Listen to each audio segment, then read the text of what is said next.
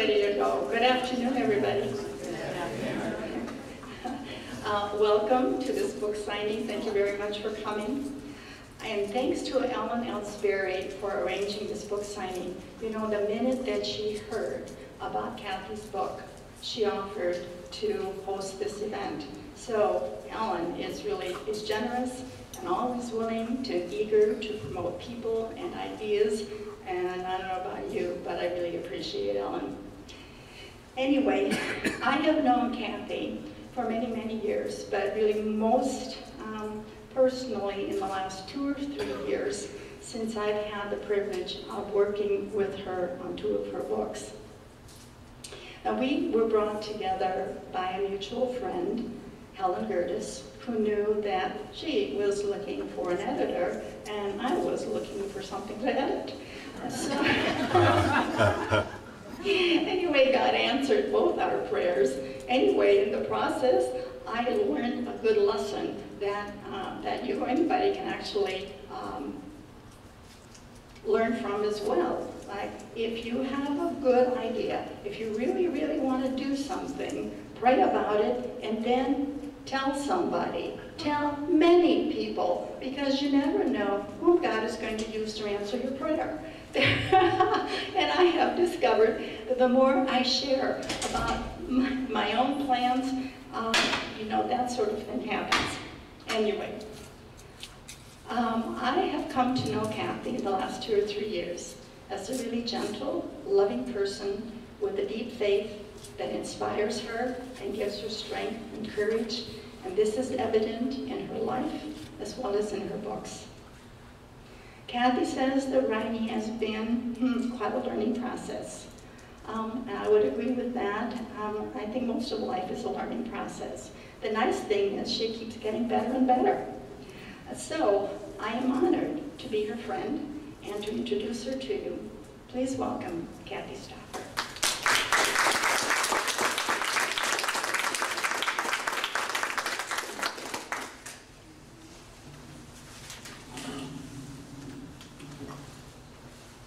I have to be honest with you, I feel a little silly.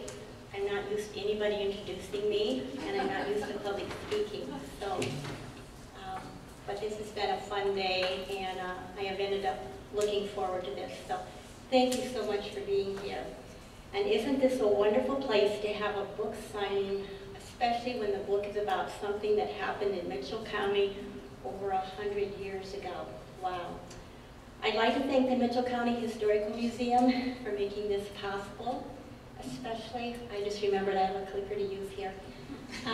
Ellen Ellsbury, who I met for the first time, actually just several weeks ago when David and I happened into the museum one afternoon, and I walked out 45 minutes later with a book signing. So talk about easy.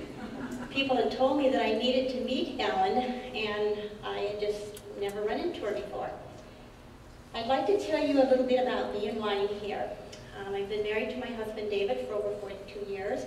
We have 4 wonderful children. Jennifer is with me today. Jennifer, do you want to wave at everybody? And 6 incredible grandchildren, and my oldest grandson, Braden, is here today.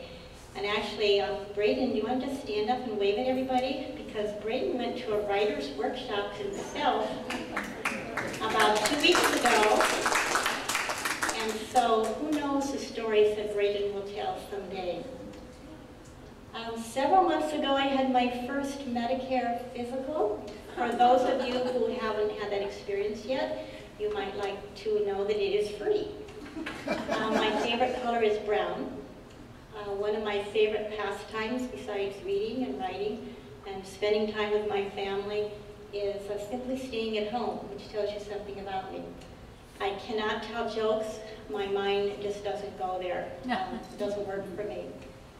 I'm not making a lot of money. I'm self-published, which means I pay up front. And I've learned a lot about the publishing world, which is a whole other talk in itself. I'm going to talk for about 12 minutes. I am going to refer to my notes because this is somewhat outside my comfort zone. And then I'll let you get back to the refreshments in the museum and getting a book and just doing some general visiting This is a wonderful way to spend your afternoon, even though it is very beautiful outside. Let's get back to why we're here today. Kathy, can you just back away from the mic just a little? Thank you.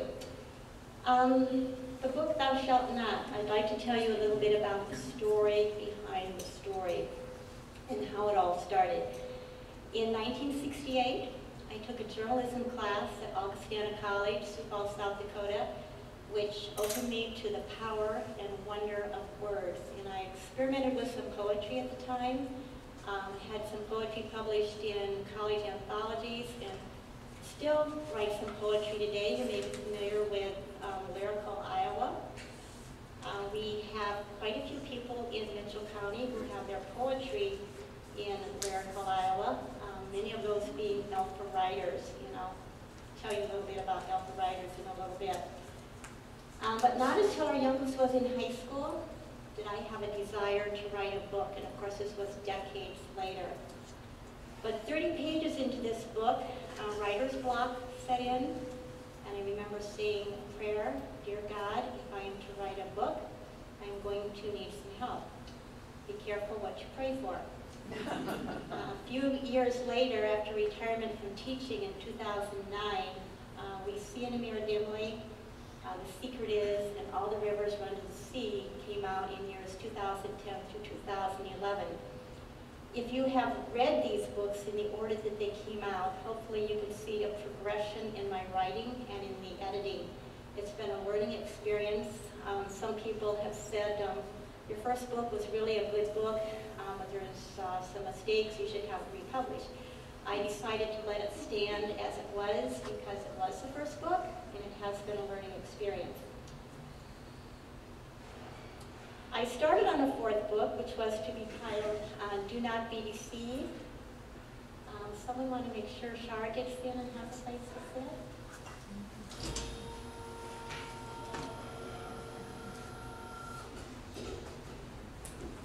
Welcome, Shara. We're glad to have you here.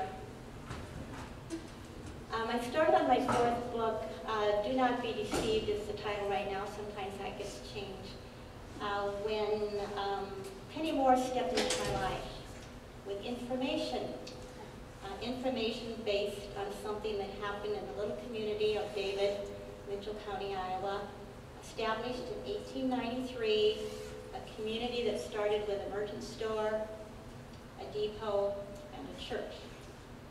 Penny is interested in all things historical and is known for her persistence. So I said, yes, I will look at your news clippings as in your large file of news clippings. I got a little behind on the pictures there. But I was already trying to think of an excuse in that I don't do research, I only make up stuff, I only work on fiction. However, the story pulled me in, and I contacted others as I worked with the notes that Penny gave me. Vivian Duchesne was one of them. Vivian used to live in David. David was her hometown, and she helped me with the spellings of some of the names. She has a wonderful memory. And after reading one of the first drafts of the manuscript, she agreed to write a quote for the back of the book, which reads, "My dad told this story to me as a child. David was my hometown. Although an unusual event, the same circumstances exist today in some relationships. I loved all the connections." And thank you, Vivian, for putting that on the back of the book.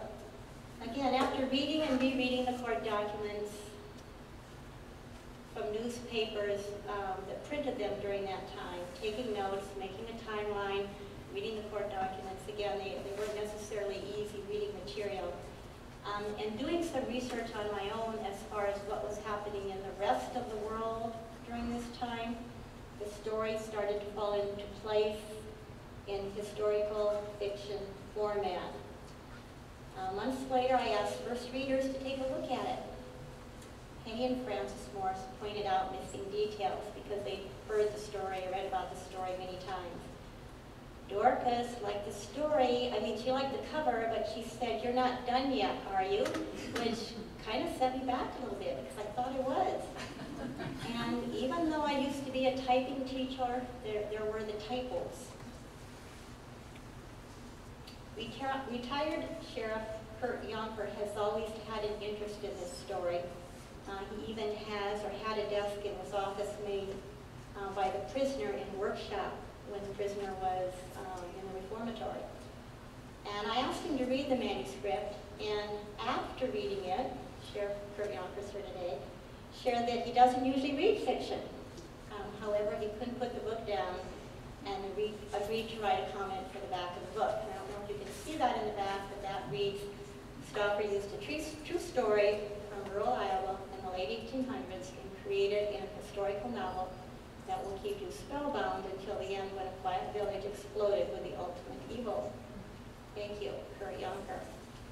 So finally, after making changes, fleshing out details, rewriting, rereading, I turned the manuscript over to Margaret. And as she pointed out, she worked with me on the last book. Margaret was and is diligent and finds things that I would never find. She's laughing right now. For example, she asked me, did you realize that you spelled okay 3 different ways? And I had to start to think, can you even spell okay 3 different ways? Well, you can. And do you really want to use italics, or would you rather use quotations?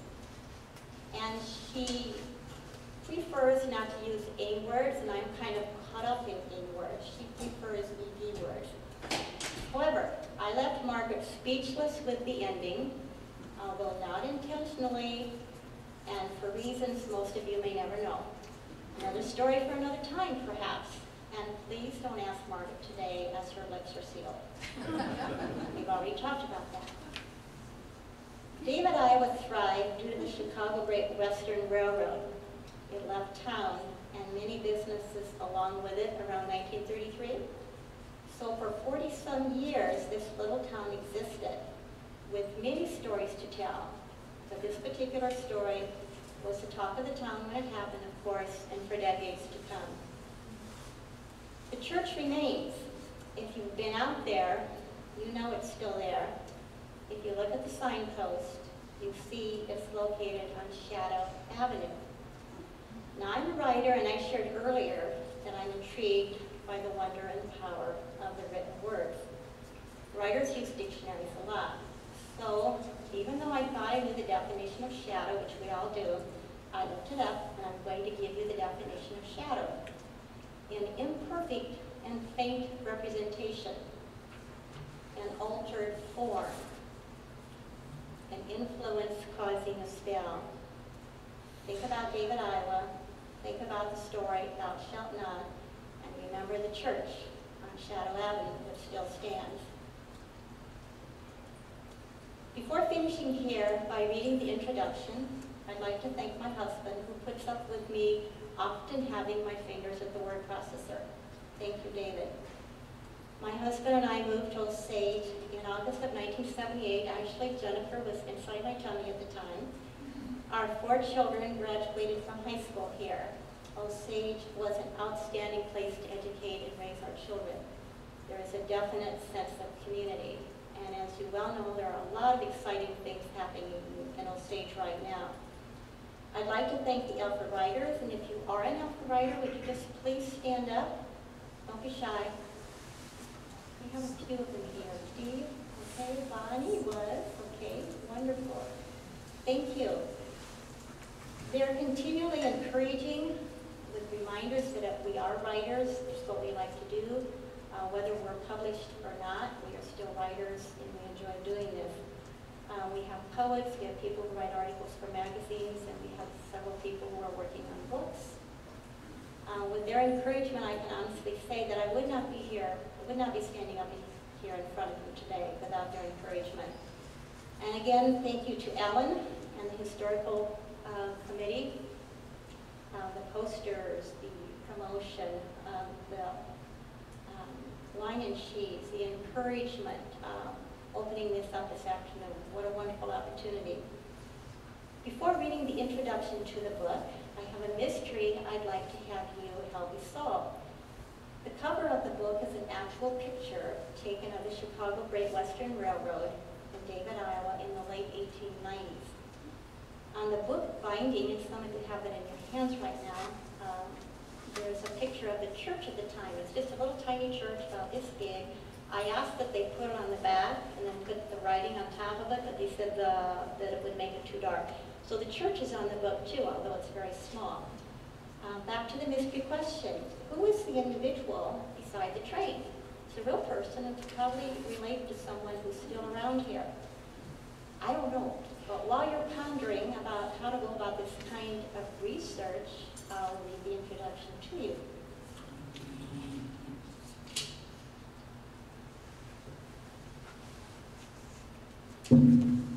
In the spring of 1977, a rusty lime green 1950 Chevy slowly crept up the driveway of the Gary and Cheryl Pearson farmstead. An older fellow stepped unsteadily from the car. "Is this David?" he asked. Gary Pearson studied the man. Definitely not from around here. A string bean of a man, weak and pallid, the stranger wore clothes that were clean, but he appeared to be uncomfortable inside him. Gary nodded and said not a word. "I'll be right up front with you," the stranger stated. "I just got out of prison." With a cracked voice, as if he had not used it much, he continued, "I was a cellmate of someone who used to live here." Almost 20 years later, in 1996, Gary Pearson began tilling the ground with intentions to build a small playground next to the David Community Church so that the Bible school children would have a place to play. According to Michael Troyer, a press news reporter at the time, what Gary found had more to do with the past than with the future. Concrete remnants of building foundations which line the main street of David were unveiled, along with cinder residue, more than likely sidewalk material. Typically, historical fiction tells a story set in the past, with fictional characters. Although stories vary, the native account of ordinary people is interwoven with historical events of the time. Thou shalt not is the exception. The characters existed, the setting was real, and various incidents were authentic. Several of the conversations came directly from court documents as printed in local newspapers from 1898 to 1899. As I read these accounts over and over, took notes, and started reading between the lines, the narrative developed. I hope you enjoy the story.